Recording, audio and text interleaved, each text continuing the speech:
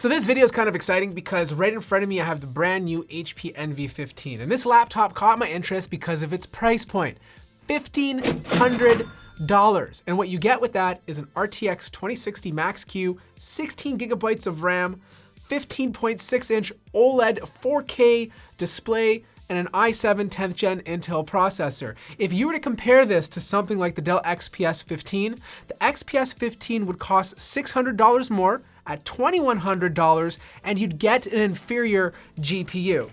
Now this is exciting because this is an ultra portable, and it still sports that premium aluminum design that a lot of people love. It's light enough at 4.7 pounds that you can take it to travel, and yet still packs enough performance that it makes it capable for gaming and content creation. Now inside the box, we don't have much, but we do have a power connector. This is HP's standard power connector, which is a 200 watt brick. On the left-hand side, you have a USB port, power connector, full-size HDMI, 2 Thunderbolt 3 ports, and a micro SD card slot. On the opposite end, you have your audio jack and another USB port.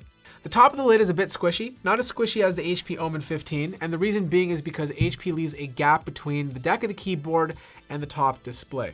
The upside to this is that you get better airflow, especially if you're leaving this on your desk and you're leaving the monitor closed, air can still get in.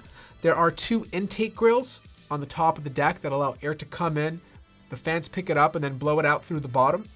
The deck of the keyboard is all metal, just like the rest of the laptop. The touchpad is a decent size. Its symmetry's on point. It's directly in the middle. It's glass, but there is a bit of a gap when you click. Not like the Dell XPS 15, but it's not as fine-tuned as the MacBook Pro 16. Sticker placement, not bad, not bad. HP's sticker guy is on point.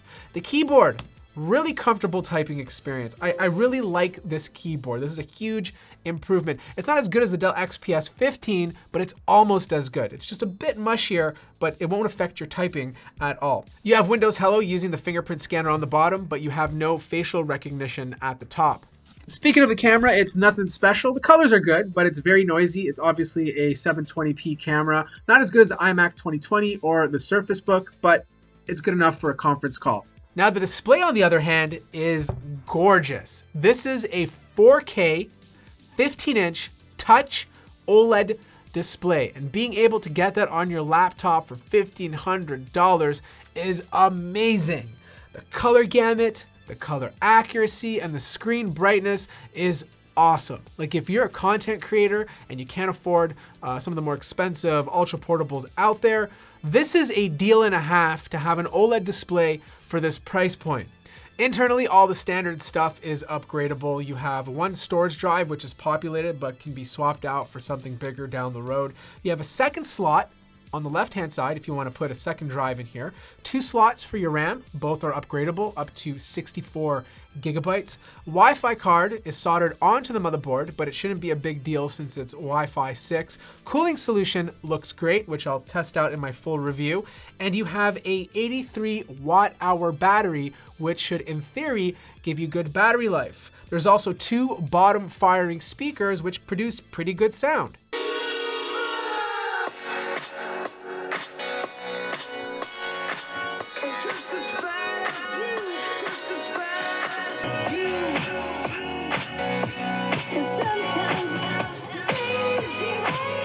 Now, for those of you interested in how far back this display goes, it doesn't do 180 degrees. It's about a centimeter short compared to the MacBook Pro 16. There's also a bit more wobble when you open up the display to your desired position. The hinge feels stiff. It's just when you get to the position you want, there's a bit of wobble. It's not gonna shake crazily on your desk, but just something I thought I'd mention.